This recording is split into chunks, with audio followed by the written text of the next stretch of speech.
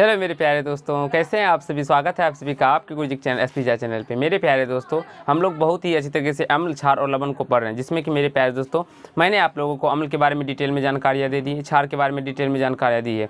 पीछे के क्लास में मैंने आप लोग को सोडियम कार्बोनेट और सोडियम बाइकार्बोनेट के बारे में डिटेल में बताया, जिसमें कि सोडियम बाइकार्बोनेट को हम लोग बहुत ही अच्छे से पढ़ लिए थे और सोडियम कार्बोनेट के मेरे प्यारे दोस्तों गुण और उपयोग को हम लोग मेन की पढ़ने जा रहे हैं, जिसमें कि आप लोगों को मैंने सिखा दिया था सोडियम कार्बोनेट के कैसे निर्माण होते हैं, नहीं बनते हैं। और इसके मेरे प्यारे दोस्तों मैंने आप लोग को ट्रिक के माध्यम से भी बताया था ये कैसे हम लोग सोडियम बाइकार्बोनेट और सोडियम कार्बोनेट के सूत्र को याद रख सकते हैं, इसके नाम को, रासायनिक नाम को कैसे याद रख सकते हैं, कौन सा धवन सोडा होता है, कौन सा खाने वाला सोडा होता है, ये सारे के बारे में मैंने आप लोग को समझा दिया था, बता दिया था, सिखा दिया था।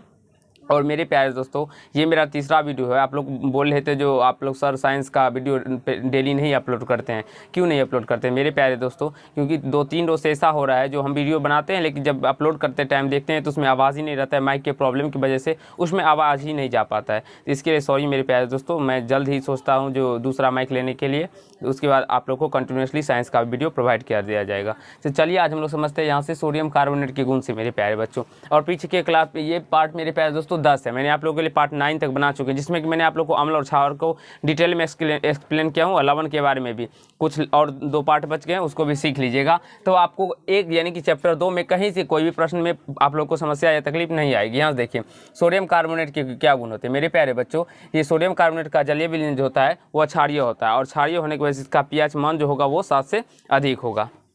अब देखिए सोडियम कार्बोनेट अम्ल को उदासीन बनाता है तथा अभिक्रिया के फलस्वरूप CO2 गैस निकलती है। ये पूछा जाता है मेरे प्यारे दोस्तों, जब सोडियम कार्बोनेट अम्ल के साथ अभिक्रिया करता है तो उसके साथ कौन सा गैस निकलती है, तो कार्बन डाइऑक्साइड गैस निकलती है। ये आपको ध्यान पर रखना होगा, उसी का यहाँ पे ये समीकरण लिखा गया है। अब तीसरे नंबर गुण को देखिए, कहा गया सोडियम, ये भी सोडियम कार्बोनेट या धोने का सोडा का सूत्र होता है मेरे प्यारे दोस्तों। मैंने आप लोग को पीछे के क्लास में बताया था जो सोडियम कार्बोनेट को हम लोग धोने के सोडा के नाम से भी जानते हैं, ठीक है। तो यहाँ से देखिए Na2CO3 × 10H2, सोडियम कार्बोनेट को जब तीव्रता से हम गर्म करते हैं तो ये अनाद्र यानी कि Na2CO3 बनता है। जैसे कि आप लोग कह सकते हैं उसमें जल नहीं होगा, वो हो जाता है अनाद्र, Na2CO3 बनता है। मैं आगे आप लोग को बताऊंगा इसके बारे में भी। अब यहाँ से देखिए Na2CO3 × 10H2 को गर्म किए तो ये Na2CO3 प्लस 10H2 अलग अलग हो गया।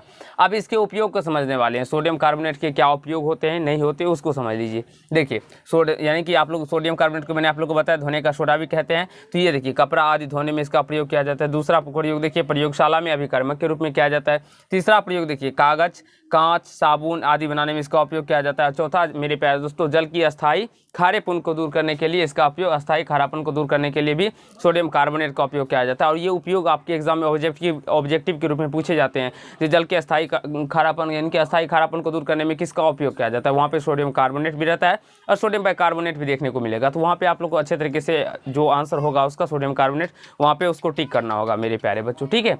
अब देखिए विरंजक चूर्ण, विरंजक चूर्ण क्या है नहीं है उसके बारे में समझिए, कैसे बनते हैं वो समझ लीजिए। देखिए इसका जो सूत्र होता है वो होता है CaOCl2, या आप लोग ऐसे भी इसको पढ़ सकते हैं CaOClCl या CaOCl2 भी पढ़ सकते हैं। ये दोनों सूत्र आप लोग को एग्जाम में देखने को मिल सकते हैं। जो विरंजक चूर्ण का क्या रासायनिक सूत्र होता है, तो दोनों में से कोई जो आप लोग को दिखाई पड़े वो टिक कर दीजिएगा। अब देखिए ये कैसे बनते हैं मेरे प्यारे दोस्तों। तो ये देखिए शुष्क बूझे हुए चूने को 40 डिग्री C तक तप्त कर लेते हैं और उसके बाद जब उसको क्लोरीन के साथ अभिक्रिया कराई जाती है तो मेरे प्यारे बच्चों विरंजक चूर्ण का निर्माण होता है। यहाँ से देखिए शुष्क बूझे हुए चूने को 40 डिग्री C तक तप्त करके उसके ऊपर क्लोरीन गैस प्रवाहित करने पर विरंजक चूर्ण प्राप्त होता है। जैसे आप लोग यहाँ पे समीकरण देख रहे होंगे, ये जो होता है सूक्ष्म बुझे हुए चूने मेरे पास, तो एक होता है बुझा हुआ चूना, एक होता है कली चूना। तो बुझा हुआ चूना का जो रासायनिक सूत्र होता है CaOH2, और अगर कली चूना का बात करें तो CaO होता है, यानी कैल्शियम ऑक्साइड होता है। मैं आप लोग को एक डिटेल यानी कि जब ये चैप्टर खत्म हो जाएगा तो उसमें आप लोग को मैं आप लोग को रासायनिक सूत्र करके वीडियो लेके आऊँगा,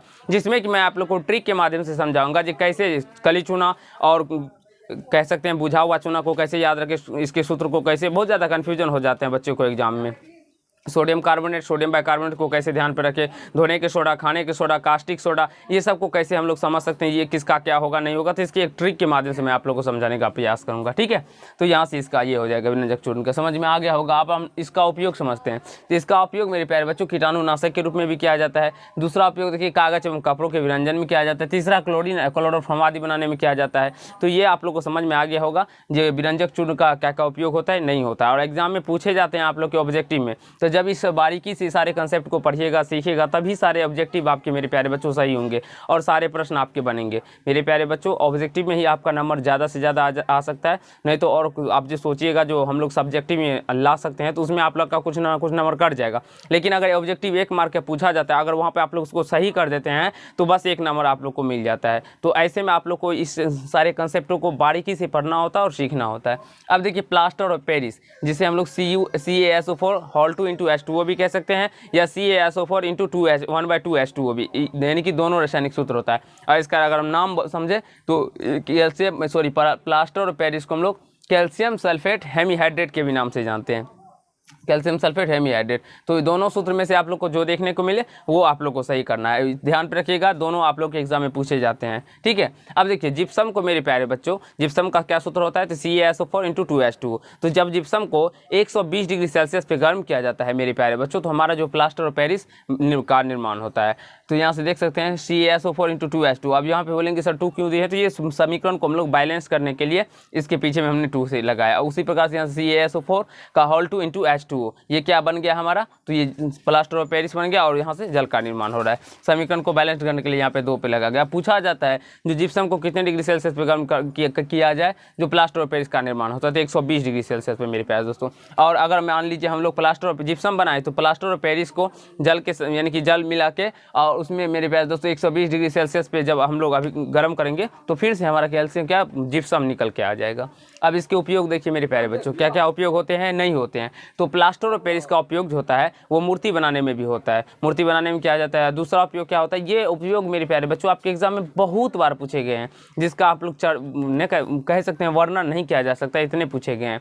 और अगर बात करें तो शल्य चिकित्सा में भी डॉक्टर टूटी हड्डी को जोड़ने में जो किया जाता है मेरे प्यारे दोस्तों, ये प्लास्टर ऑफ पेरिस का ही किया जाता है। आप लोग देखे होंगे जो गाँव घर में क्या होते हैं, तो किसी का हाथ पैर टूट जाता है, तो टूट जाता है तो वहाँ पे आप लोग देखेंगे उसके हाथ में क्या होता है, बैंडेज कर दिए जाते हैं डॉक्टर के द्वारा। तो वो बैंडेज जो होता है मेरे प्यारे बच्चों वो प्लास्टर ऑफ पेरिस के ही द्वारा होता है। तो आई होप मेरे प्यारे बच्चों आप सभी को यहाँ तक समझ में आ गया होगा। और जल्द ही आप लोग को सोचें मेरे प्यारे दोस्तों सारे वीडियो मिलेंगे, बस थोड़ा माइक का प्रॉब्लम आ गया तो उस प्रॉब्लम को भी सॉल्व कर लेते हैं। उसके बाद हम आप लोगों के लिए डेली का डेली केमिस्ट्री का वीडियो, बायो का वीडियो, फिजिक्स का वीडियो, सारे का वीडियो अपलोड करेंगे। अगर आप लोग को ये पार्ट अच्छा लगा हो तो वीडियो को लाइक कर दीजिएगा, कैसा लगा ये कमेंट कीजिएगा, और यदि चैनल पर नहीं हो तो चैनल को सब्सक्राइब करके बेल आइकन प्रेस कीजिएगा, जिससे मेरे हर एक वीडियो का नोटिफिकेशन आप तक पहुंचता रहे। और 1-2 पार्ट होगा मेरे प्यारे बच्चों, सारे पार्ट को देख लीजिएगा, तभी आपके सारे कंसेप्ट क्लियर होंगे और सारे प्रश्न बनेंगे। चलिए आज के पार्ट में इतना ही, धन्यवाद।